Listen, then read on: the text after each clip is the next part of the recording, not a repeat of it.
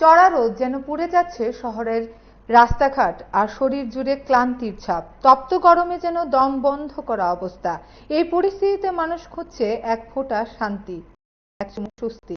আর সেই খোঁজের শেষ ঠিকানায় যেন হয়ে উঠেছে ডাবের জল।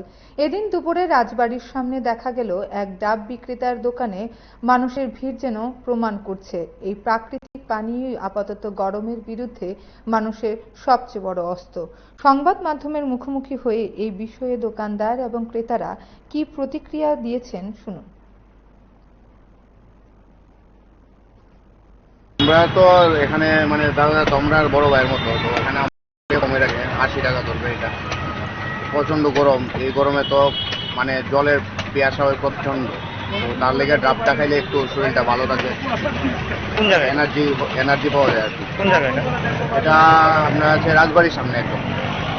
আমাদের দাদা আগরতলা সার্ভিস দেয়, দাদার নাম হলো, আমরা ডাব ভাই বলি আর কি, রঞ্জন রয়। প্রচুর ডাব ছিল এই দাদা। হ্যাঁ, কত করে রাখতেছেন প্রতি যাবে? 60-70। কোন জায়গার এই ডাবুগুলো? কটার সময় আছে?